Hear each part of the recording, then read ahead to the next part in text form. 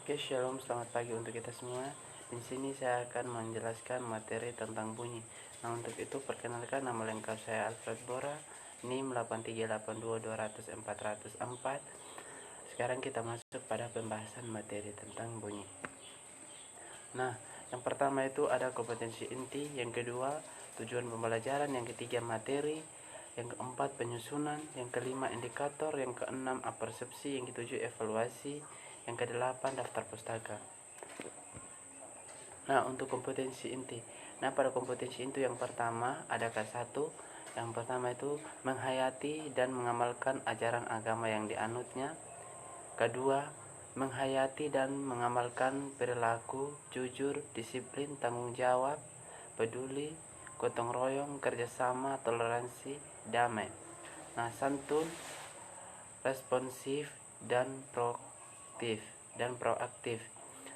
dan menunjukkan sikap sebagaimana dari solusi atas berbagai permasalahan dalam berinteraksi secara efektif dengan lingkungan sosial dan alam serta dalam menempatkan diri sebagai cerminan bangsa dalam pergaulan dunia.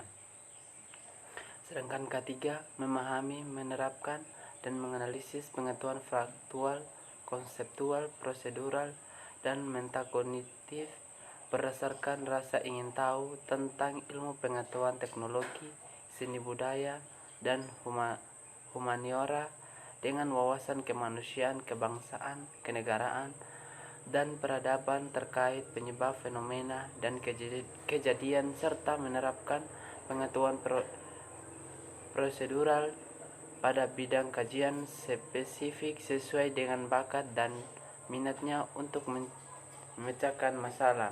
Keempat, mengolah, menalar dan menyajikan dalam ranah konkret dan ranah abstrak terkait dengan materi bunyi. Nah, yang kedua indikator.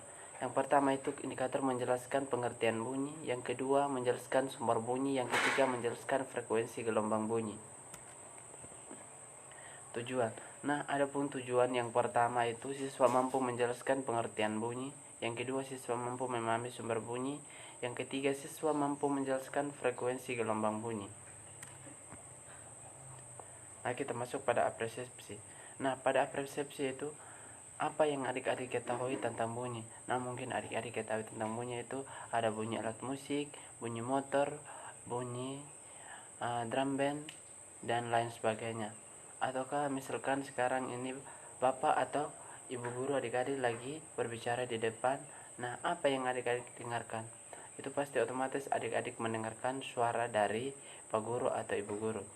Nah, atau pernahkah adik-adik mendengarkan suara alat musik? Contohnya suara alat musik itu yang adik dengarkan ada piano, drum band, biola, gitar. Itu adalah alat-alat musik yang kita dengarkan dalam kehidupan sehari-hari. Nah, mengapa bisa menghasilkan bunyi? Nah, di sini saya menjelaskan karena suatu benda dapat menghasilkan bunyi ketika benda tersebut menjadi sumber bunyi dengan bergetar pada frekuensi yang bisa didengarkan manusia, sehingga bunyi adalah suatu gelombang yang dihasilkan oleh benda yang bergetar. Sumber bunyi. Nah, sumber bunyi adalah semua benda yang bergetar dan menghasilkan suara merambat melalui medium atau perantara sampai ke telinga, dan bunyi dihasilkan oleh benda yang bergetar. Salah satunya yang merambat itu gitar. Ketika gitar tersebut dalam posisi diam, ketika kita memainkan gitar tersebut, otomatis gitar itu akan menghasilkan getaran. Nah, di situ dia akan menghasilkan bunyi. Nah, kita masuk pada gelombang bunyi. Dihasilkan oleh benda yang bergetar, kuat lemahnya bunyi tergantung amplitudo getarannya. Semakin besar amplitudo getarannya, maka bunyi yang didengarkan semakin besar, dan semakin kecil amplitudo getarannya, maka bunyi yang dihasilkan akan semakin kecil. Salah satunya yaitu motor. Motor ketika kita dekat, otomatis bunyi yang kita dengarkan akan semakin keras. Ketika motor tersebut sudah jauh dari kita, otomatis bunyi yang kita dengarkan akan semakin besar. Nah, kita masuk pada yang poin ketiga. Selain itu juga keras lemahnya bunyi tergantung pada jarak sumber bunyi. Semakin dekat dengan sumber bunyi, bunyi akan terdengar semakin keras, dan semakin jauh sumber bunyi, maka bunyi yang didengarkan akan semakin lemah. Contohnya, kalau dalam kehidupan sehari-hari itu pasti kita mendengarkan bunyi-bunyi apa saja, ada bunyi-bunyi motor, bunyi lain sebagainya.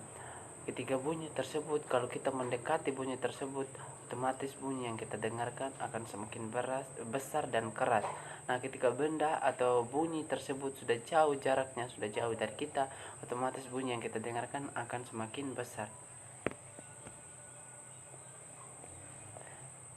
Nah, kita masuk pada frekuensi gelombang bunyi.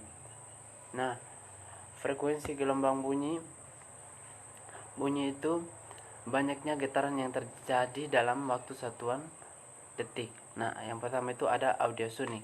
Nah, bunyi audiosonik adalah bunyi yang dapat didengar oleh telinga manusia yang frekuensi berkisar antara 20 sampai 20.000 Hz. Contohnya radio, orang berbicara, televisi, telepon, alat musik, dan kentong. Itu adalah salah satu contoh bunyi audiosonik. Nah, infrasonik. Bunyi infrasonik adalah bunyi yang frekuensinya kurang dari 20.000 Hz. Bunyi infrasonik tidak didengar oleh manusia, melainkan hanya bisa dapat didengar oleh beberapa jenis hewan, misalnya jangkrik dan hewan lainnya. Sedangkan ultrasonik, bunyi ultrasonik merupakan frekuensi yang lebih besar dari 20.000 Hz. Beberapa hewan mendengarkan frekuensi ini dengan baik. Contohnya anjing. Anjing itu mampu mendengar sampai 25.000 Hz, sedangkan kucing mampu mendengar sampai 65.000 Hz, dan hewan lainnya yaitu lumba-lumba mampu mendengar sampai 150.000 Hz.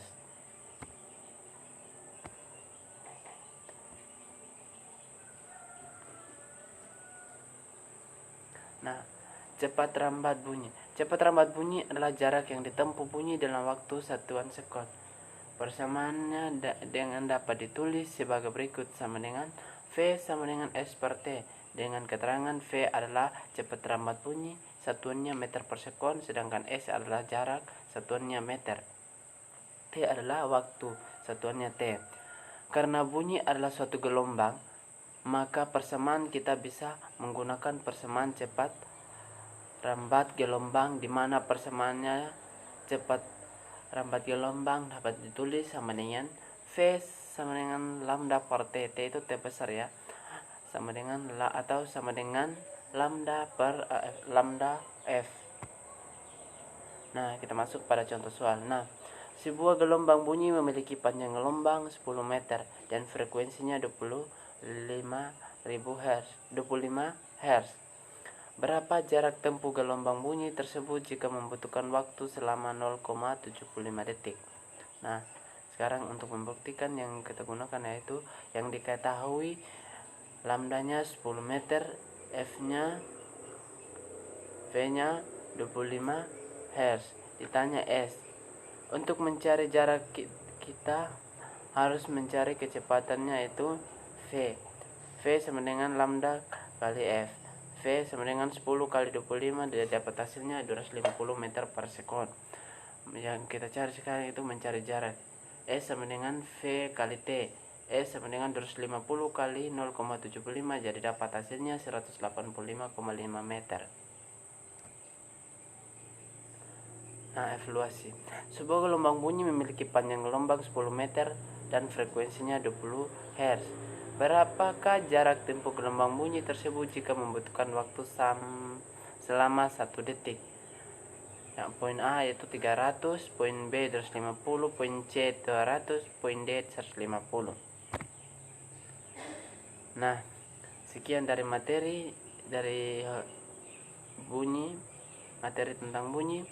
Di sini penyusunnya: nama lengkap Alfred Boran, nama panggilan Alfred, mahasiswa aktif Unika Wetabula, NIM 838220404, tempat tanggal lahir Ombanalo, hobi bola voli, nomor HP 081338237195, email alfredbora@gmail.com.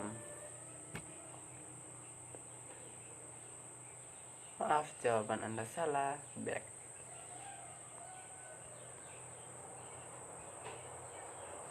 Jawaban Anda benar. Next.